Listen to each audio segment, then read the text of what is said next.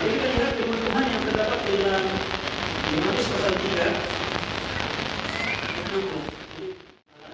Firman Tuhan mengatakan karena begitu besar kasih Allah akan dunia ini sehingga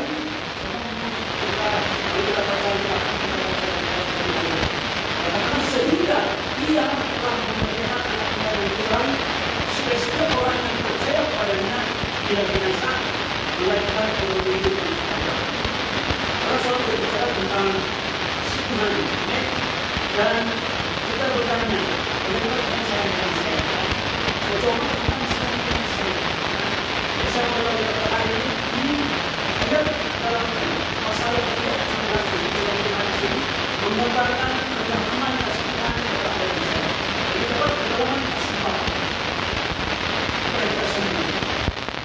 Kalau Bapak kita di surga, sangat mengasihi dan sangat menyayangi. Nah, ada para ahli teologis yang menetapkan doktrin, dogma, ketetapan, melakukan peraturan seperti bagaimana kita melihat dalam Kristianan kita. Sehingga ada dua golongan dalam dunia ini yang seperti saling bertentangan. Yang pertama dipanggil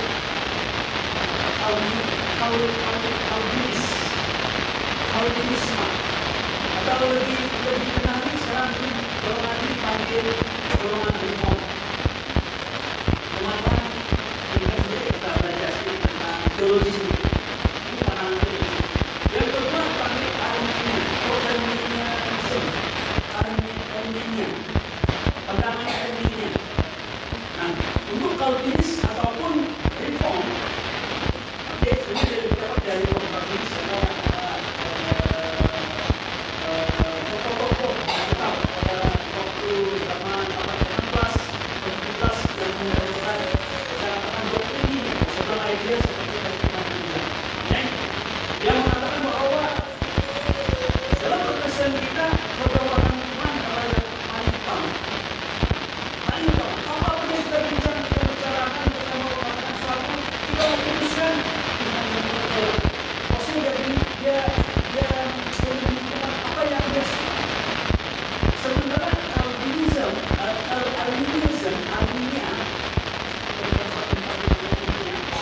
itu lebih kepada manusia. Yaitu Tuhan bukan berkuasa, tapi pilihan manusia yang menentukan. Contohnya, pilih untuk iman Yesus atau tidak. Pilih untuk berbuat jahat atau berbuat baik. Jadi mereka ekstrim serta manusia, ekstrim serta ini saya berbagi dalam hal ini. Saya melihat secara pribadi sebagai bukan seorang ideologi. Yang ada di situ dengan ideologi kita percaya dengan kedua hal. Itu pertama-tama bertolak kita sekontak dan manusia berbuat dari dalam diri Calvinis. Kenapa? Karena kita sudah katakan bahwa ayat pertama dalam perjanjian pun Tuhan menciptakan pada Tuhan Tuhan menciptakan manusia menciptakan malah rencana selatan tapi apa? Tuhan luar biasa. Kita percaya sebagai semua percaya sama yang saya sudah Tuhan berdoa, amin. Amin. Tuhan yang memilih kita, betul tidak? Kalau ada yang saya katakan sini bukan karena kehendak kita, tapi pimpinan dari Tuhan. Amin. Tapi yang bersama ada satu disampaikan. Tetapi kita juga Arminian. Maksudnya Anda dan saya, Tuhan bagi kehendak bebas untuk pilih untuk percaya atau tidak. Amin. Dan saya yakin bahwa kalau saya percaya, itu namanya Tuhan. Tapi saya somehow tidak ada pilihan.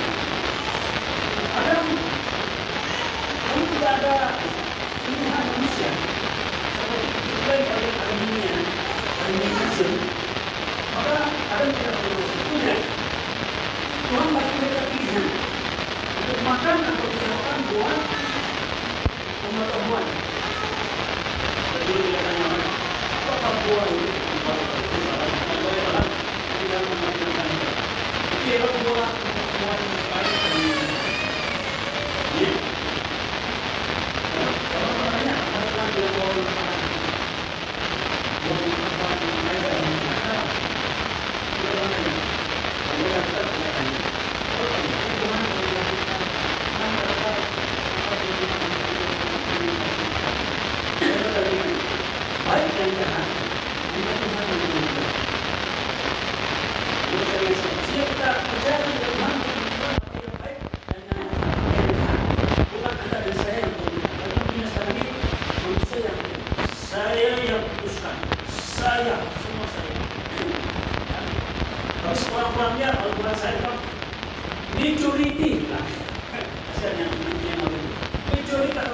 iya, yang ini walaupun bilang tidak ini. Dan sekarang seakan-akan dunia sekarang ke arah satu dogma kepercayaan ketumbuhan yang benar itu adalah kalau mereka masukkan dalam hal benar ialah bahwa it's okay to be homosexual, transgender, dan sebagainya. LGBTQ. Sekarang kalau kamu katakan, kamu bukan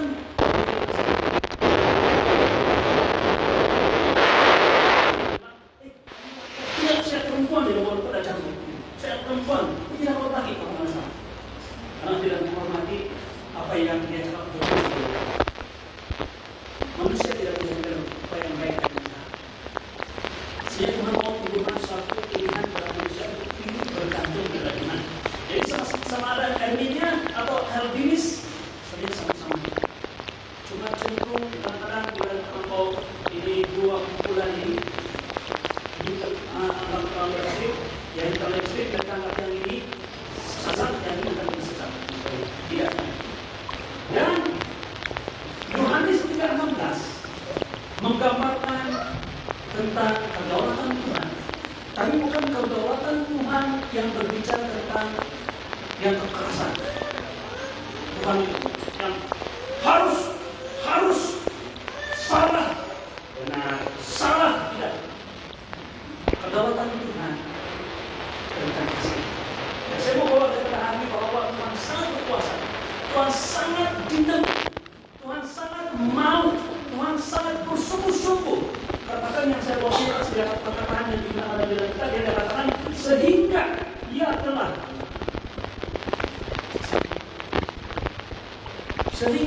ia telah mengaruniakan anaknya. Alasan kedua sangat luar biasa, tapi bukan dengan kekerasan, tapi dengan kasih. Ya, Tuhan pernah sangat keras dengan manusia. Tuhan sangat marah sampai sekarang. Tuhan sangat marah dengan dosa. Tuhan sangat benci dengan dosa. Tuhan sangat tidak kompromi dengan dosa. Walaupun sedikit, walaupun satu, walaupun 99% kamu oke. Tuhan tidak kompromis yang 100. Tuhan adalah Tuhan yang sangat berdaulat, sangat berkuasa, sangat detail tentang kebenaran dan keadilan itu. Sehingga seharusnya semuanya harus zero defect. Tidak ada cacat celah. Kita manusia kita hanya bilang sesuatu yang terbaik. Tapi itu bukan langsung itu terima kasih. Tapi tidak terbaik untuk saya. Oh, sesuatu yang terbaik untuk saya. Manusia begitu. Tuhan sangat berubah. Nah, tapi kesungguhan Tuhan tentang hal ini, saya katakan kesungguhan ini yang perfection Tuhan ini digambarkan dalam dua ekstrim, yaitu marah Tuhan. Tuhan sangat marah, sangat kompromis. Tuhan sudah pernah dan kita marah sekarang terhadap dosa. Tapi itu dulu. Dia boleh sedang sampai. Dia boleh seperti kayak sering kemudian saya. Tuhan tidak boleh ada kemarahan kepada saya. Sekarang yang digunakan oleh saudara yang kasihnya luar biasa. Karena ini satu-satunya cara untuk melakukan membebaskan kita dari dosa. Mari kita membebaskan maksudnya bukan dia bebaskan kita sepenuhnya.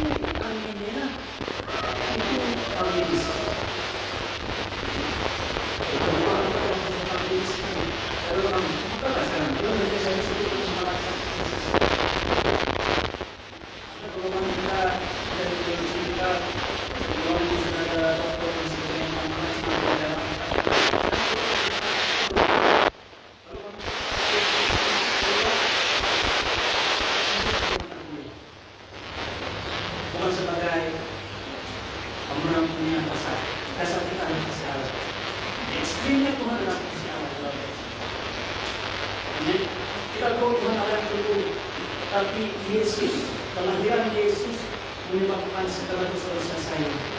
God remember no more. Saya lihat ada hamba Tuhan di mimbar ini yang mengingatkan tentang dosa. Sedangkan Bapak sendiri tidak pernah melakukan dosa. Bangsa saya dengan kamu. Pagi tadi saya salah satu sempat dari seberapa bulan Panama di Jawa. Dia bercanda pada begini, ya Tuhan selamatkan kamu, Tuhan memberkati kamu, kamu ada hak sebagai anak-anak Tuhan. Amin. Kamu boleh mendapat segala sesuatu yang Tuhan sediakan, asal kamu bukan main-main. Maksudnya keselamatan yang Tuhan beri ini boleh goyah jika kau main-main. Apabila kita cakap seperti itu, kita sedang memasuki akhirnya. Karena kita jawaban keselamatan yang Tuhan beri kepada kamu, kamu yang berubah. Amin. Saya bertahan sekali. Jika kamu percaya, walaupun percaya kamu adalah sebesar biji sekecil biji sesawi, still believe. Jangan bandingkan dengan percaya dengan ketua penonton sekolah sebenarnya ataupun pendeta-pendeta dan diri sendiri. Selamat datang pada Haleluya.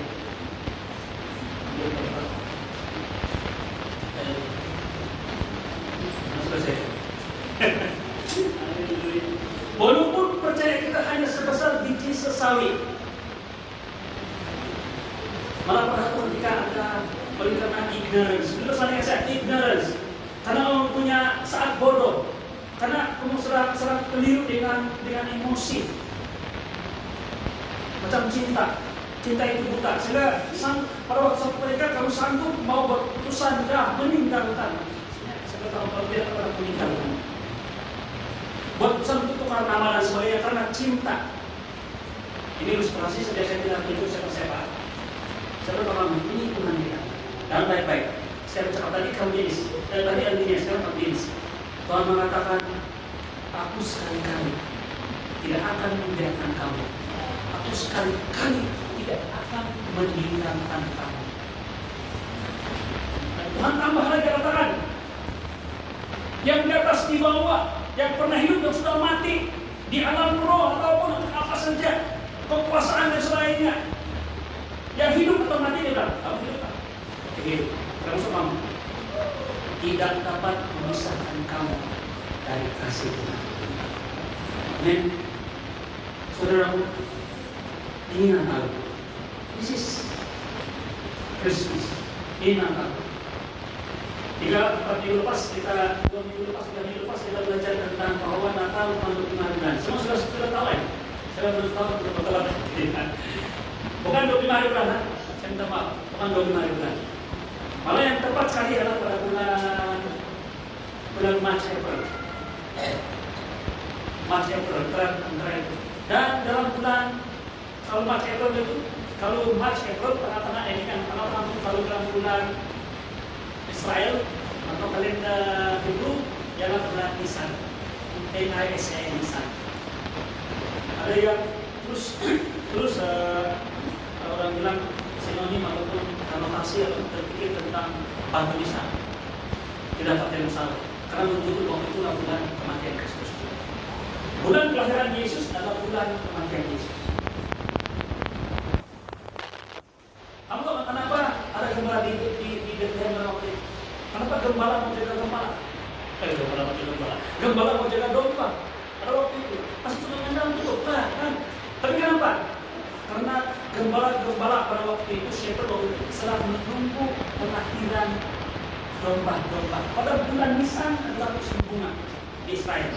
Waktu itu domba akan melahirkan anak. Dan mereka perlu siap sedia mau sambut itu baby domba itu. Supaya dia tidak yang hasil lapas kena batu terus kita atau patah atau luka dan sebagainya. Mereka mau sambut itu walaupun mereka sama macam baby.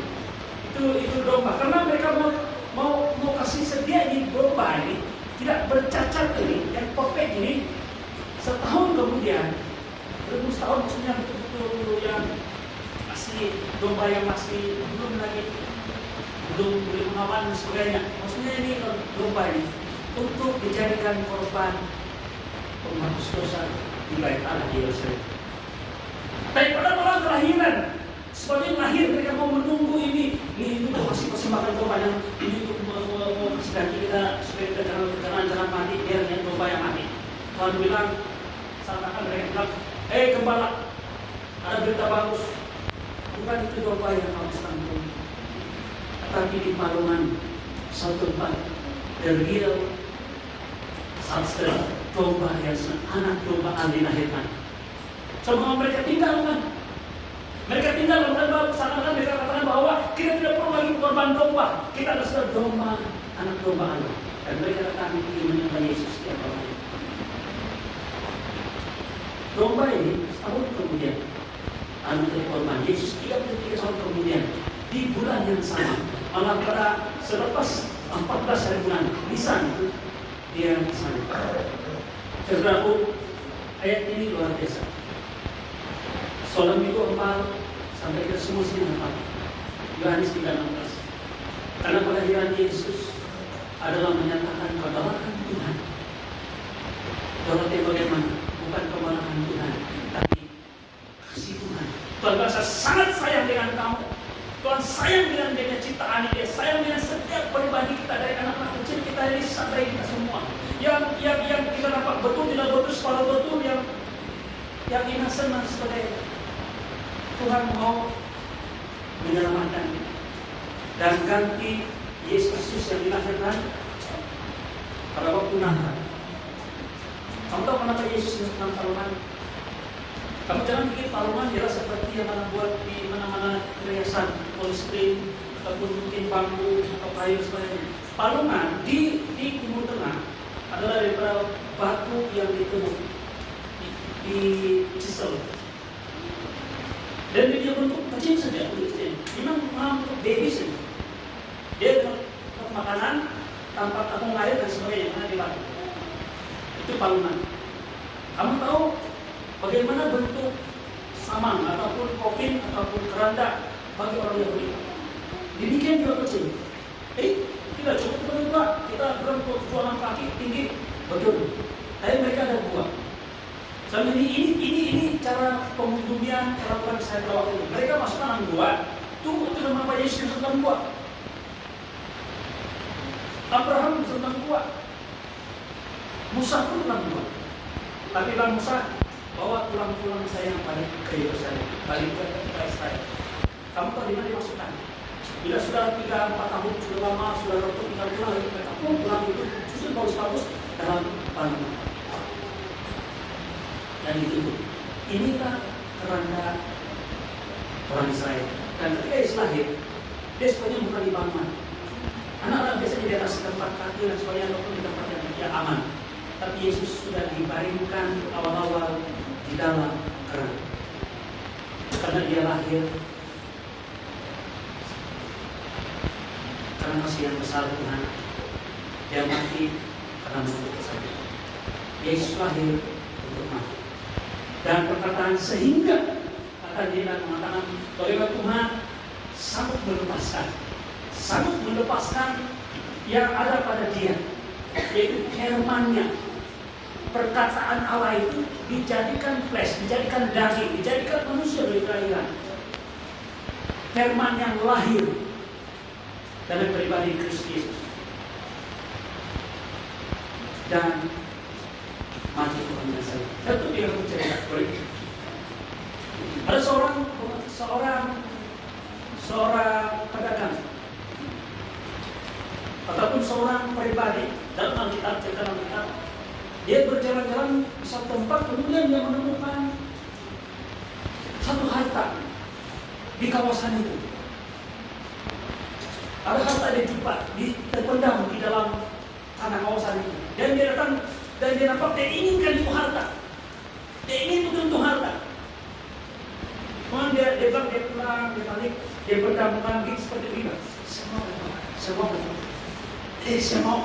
Akhirnya kan dia buat, dia katakan dia jual segala harta milik dia dan beli harta tersebut. Bukan hanya harta, saya suka di perkataan Tuhan. Dia katakan bidang tanah itu yang dia beli dengan perkataan. Kemudian satu lagi ilustrasi dia katakan, seorang pedagang, dia menemukan mutiara yang indah dan dia ingin memiliki mutiara tersebut. Apa yang dia buat? Dia tinggalkan segala sesuatu, dia jual segala saya lepaskan segala sesuatu untuk trade, beli dan mendapatkan. Dia mau lepaskan sesuatu untuk mendapatkan ini. Dahulu saya pikir ini adalah ilustrasi tentang Kristenan, tentang hidup saya. Saya bicara tentang artinya. Jadi kepada pilihan manusia bahwa kalau saya tidak sanggup tinggalkan sesuatu, saya tidak layak untuk Yesus. Saya harus tinggalkan. Memang mereka mengatakan bahwa kalau tidak sanggup tinggalkan punya keluarga dan sebagainya, atau tidak. Ketika dia aplikasi Petrus itu, dia tutup Petrus. Sebenarnya Petrus saya berpaham. Mau ikut saya, mau tinggalkan semuanya. Dia mau kasih tahu Petrus yang ekstrim tuntutan Tuhan mau kepada dia. Bukan sebagai Kristen, oke, saya tinggalkan apa yang semua orang saksi, lihat buang-buang. Bukan. Tuhan beritahu dia, reality, kamu tidak sanggup. Jadi itu saya pikir bahwa itu adalah tentang saya. Jadi saya perlu tinggalkan sesuatu dan dapatkan Tuhan. Kalau saya tidak sanggup bayar harga, saya tidak layak untuk Tuhan. Tuhan ini no. It's not about you, bukan tentang kamu. Pedagang ini atau si pribadi yang menemukan harta tertinggal itu bukan kamu. Itu adalah Yesus. Yesus melihat Anda tertanam di situ tanah. Orang tidak peduli juga. Tapi dia sangat sayang dengan kamu. Dia sangat tinggalkan sesuatu, meninggalkan tempat yang mulia di surga, menjadi manusia hina seperti kita, supaya dia boleh membawa Anda keluar. Kamu tahu Natal kan? Natal adalah kelahiran. Itu bahasa Yunani. Yesus lahir ke dunia ini tidak ada dari saya boleh mengalami kelahiran. Semuanya adalah divine exchange, penggantian secara divine, secara rohani. Yesus lahir ke dunia sudah ada lahir ke dalam kerajaan surga. Amin. Ini yang luar biasa. Tuhan bilang, saya sangat sayang dengan kamu. Bapak saudara katakan, saya sangat sayang dengan kamu sehingga dia berikan anaknya yang tunggal. Salah satu untuk Anda dan saya. Nah, saya berdoa kamu ini Alkitab katakan begini. Saya lupa di mana ayat dalam Roma. Dia katakan begini. Jikalau Bapa di surga telah memberikan yang terbaik dari surga, jika Bapa di surga telah memberi kepada kamu yang terbaik dari surga, yang the best from heaven, bagaimana mungkin kita tidak dibagi bersama-sama dengan dia? Kalau Yesus sudah mati untuk Anda saya, kalau beri kesehatan itu apa saja. Kalau Yesus sudah mati untuk Anda dan saya, cukup tanya program itu apa saja. Kalau Tuhan Yesus sudah mati untuk Anda saya, masa depan kita, anak-anak kita, akan kita terjadi pada pasangan apa saja. Betul. Ini adalah gambaran yang luar biasa. Sekali lagi firman Tuhan. Karena begitu besar kasih Allah akan dunia ini, sehingga dia menurunkan anaknya. Perkataan sehingga ini adalah kesungguhan Allah. Sehingga betul-betul saya perhatikan waktu itu saya bawa ke dalam karena Tuhan mau tunjukkan. Sehingga dia katakan dia telah menurunkan anaknya yang tunggal supaya setiap orang yang percaya kepadanya tidak binasa, melainkan oleh hidup yang kekal. Mari kita